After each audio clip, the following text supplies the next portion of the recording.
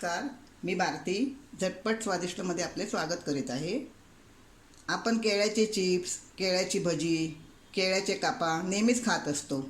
पण मी आज तुम्हाला वेगळी भाजी दाखवणार आहे, कच्च्या केळ्याची. अगदी चविष्ट आणि झटपट होणारी. त्यासाठी लागणारे साहित्य. ही कच्ची केळी आहेत. मी 4 कापून घेतली. मी अशी पाण्यामध्ये भिजत ठेवली, कारण पाण्यात ठेवल्याने काय होतं, केळी काळी होत नाहीत आणि आपल्या हातानं पण असा राप लागतो केळ्यांचा. केळी ज्या वेळेला आपण सोलतो त्यावेळेला पण हात पाण्याने भिजून नंतर सोलायची. नाही तर माझे हात बघा, मी धुतले आहेत तरी पण माझ्या हातावर असे काळा राप आहे. हा केळ्यांचे डाग आहेत, ते कच्च्या केळ्यांचे. ही मालवणी पद्धती कच्च्या केळ्यांची भाजी आहे. मीठ, जिरं, फोडणीसाठी तेल, राई, हळद, कांदा, खोबरं, 3-4 मिरच्या घेतल्या आहेत, 10-12 कढीपत्त्याची पानं, कोथिंबीर. आता मी तुम्हाला दाखवते ही भाजी कशी पटकन करायची ती. मी हा गॅस चालू केला होता आणि गॅसवर मी कढई तापत ठेवली होती. कधी अशा भाज्या करताना, कारण ही भाजी आपल्याला वाफेवरच शिजवायची आहे, अशा जाडबुडाच्याच कढई ठेवायच्या. आणि मी ही कढई तापत ठेवली होती. आता माझी कढई तापली आहे. मी त्यात तेल टाकते. आता मी तेल टाकते. आपल्याला जास्त तेल नाही वापरायचं आहे, 2 चमचे टाकलं तरी खूप होतं त्याला. आता आपलं तेल तापलं आहे. 1 चमचा आपण राई टाकूया.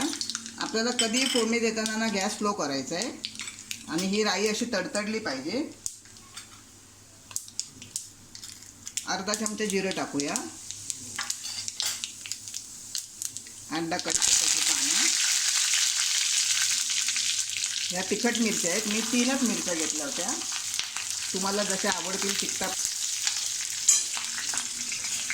कांदा टाकायचा आहे. 1 मोठा कांदा घेतला मी.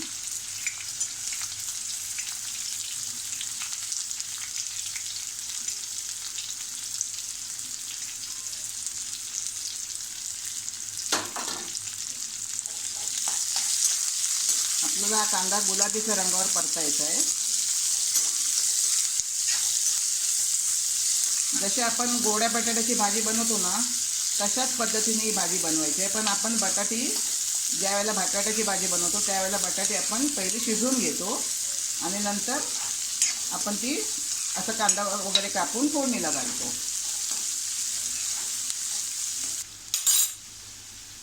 हे बघा, आता आपला कांदा हा साधारण गुलाबीच्या रंगावर झाला आहे. आपल्याला याला करपवायचं नाही आहे किंवा जास्त लालही करायचं नाही आहे.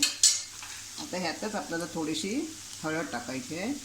आपल्याला कांद्यात हळद ह्यासाठी टाकायची आहे फोडणीमध्ये, की ती आपण परतल्यानंतर ना तिचा रंग खूप छान येतो आणि मग आपण केळी जेव्हा टाकणार, केळीच्या ज्या फोडी, त्यावेळेला त्या कलर त्यांना पूर्णपणे छानपणे लागतो.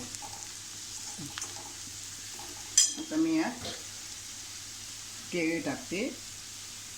ही केळी मी अशी पाण्यातच ठेवली होती आणि आपण तशीच टाकायची, म्हणजे पाण्यासकट नाही, अशी पाण्यातनं काढून टाकायची आहेत. त्या भाजीला जास्त वेळ शिजायला लागत नाही. ही 5 मिनिटामध्ये वाफेवर अशी झाकण ठेवली ना की वाफेवरच शिजून येते.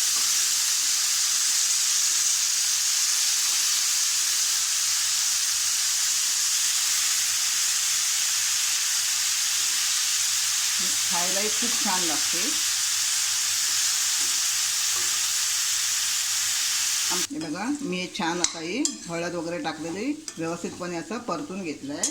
आता आपल्याला थोडं चवीपुरतं मीठ टाकायचं आहे. मी माझ्या नेहमीप्रमाणे हातानेच मीठ टाकते. आपण हे ढवळून घेऊया.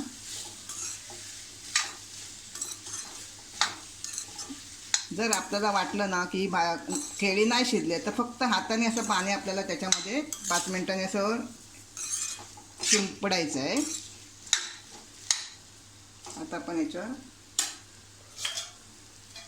झाकण ठेवूया आणि 5 मिनिटांनी बघूया. जर आपल्याला वाटलं की 5 मिनिटांनी केळी नाही शिजली आहेत, मग आपण थोडंसं असं हाताने पाणी शिंपडायचं आहे. बघा, आता आपल्याला ही 5 मिनिटं झाली आहेत. आपण एकदा ढवळून बघूया की आपली केळी शिजली आहेत की नाही, आणि हाताने थोडं चेक करूया आपण. हे गरम असल्यामुळे पटकन हाताने चेक होत नाही, म्हणून आपण असं चमच्याने असं टोचून बघायचं. पटकन जर चमचा गेला तर आपण समजायचं की आपली केळी शिजली आहेत. पण यात माझा पटकन चमचा जात नाही आहे. मी मगाशी सांगितलं आहे बघा, पटकन जात नाही आहे. म्हणून आपण थोडंसं असं हाताने पाणी शिंपडायचं, जास्त नाही शिंपडायचं, थोडंसं असं. आणि पुन्हा 5 मिनटं तिला आपण ढवळून शिजत ठेवायचं. आणि असं पुन्हा 5 मिनटं आपण झाकण ठेवून तिला मंद गॅसवर शिजत ठेवायचं आहे.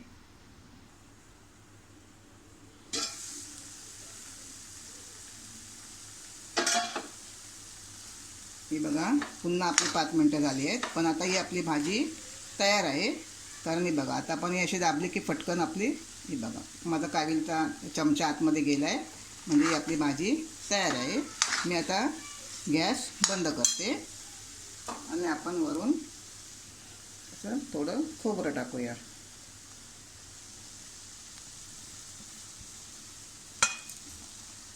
आम्ही मालवणी असल्यामुळे आमचं प्रत्येक गोष्टीत आम्हाला खोबरं हे पाहिजेच. खोबऱ्याशिवाय आमचं काही चालत नाही. आम्ही गावी गेलो ना, मग आम्हाला ही भाजी आमची गावची लोक आम्हाला पेजीबरोबर खायला देतात. आणि थोडीशी कोथिंबीर टाकूया.